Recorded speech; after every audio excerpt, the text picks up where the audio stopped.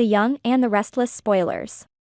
Kyle's heart raced as he paced the sterile corridors of the hospital, his mind a whirlwind of anger, fear, and regret. Harrison, his beloved son, lay in a hospital bed, recovering from an accident that should never have happened. His anger was directed entirely at Summer, his estranged wife, who he believed was responsible for the incident.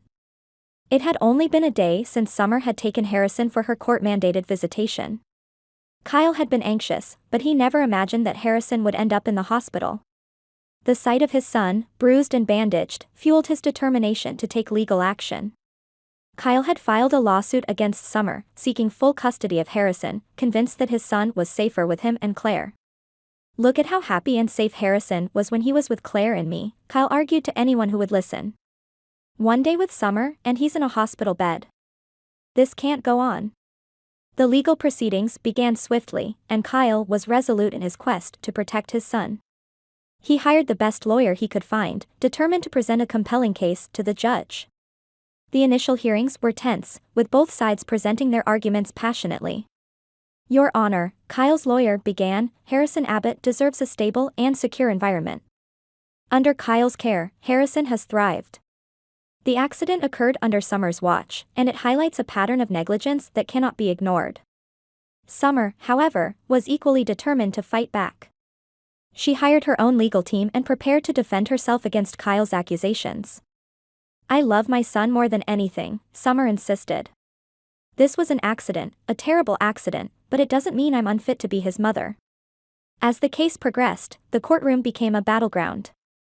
Friends and family were drawn into the conflict, forced to take sides. Summer's parents, Phyllis and Nick, were unwavering in their support for their daughter.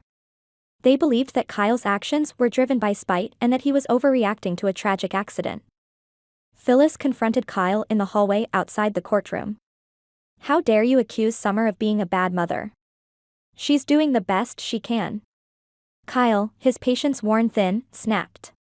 "The best she can? Harrison is in the hospital because of her."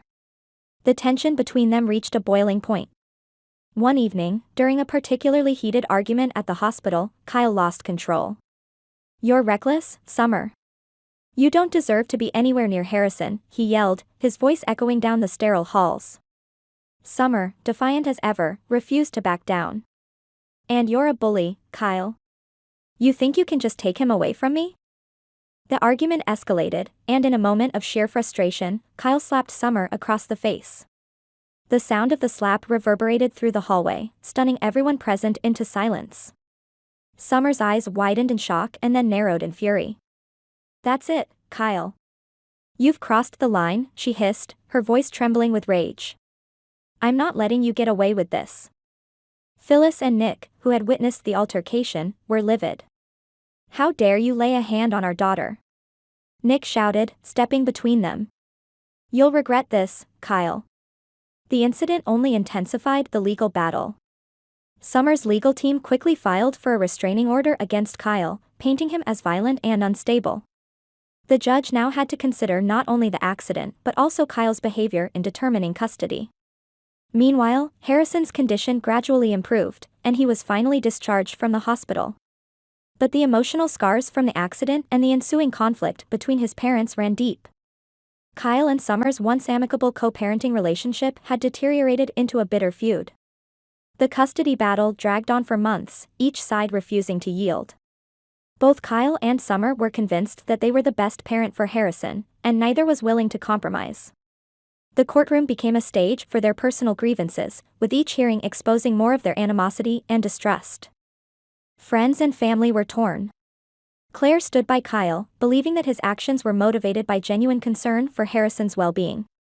Phyllis and Nick, on the other hand, were steadfast in their defense of Summer, insisting that she was a loving and capable mother. The judge, burdened with the task of deciding Harrison's future, listened carefully to both sides. The testimony from doctors, child psychologists, and family members painted a complex picture. Harrison needed stability and care, but determining which parent could provide that was a daunting task. In the end, the judge's decision was a nuanced one. Custody was awarded jointly, with strict conditions in place to ensure Harrison's safety and well-being.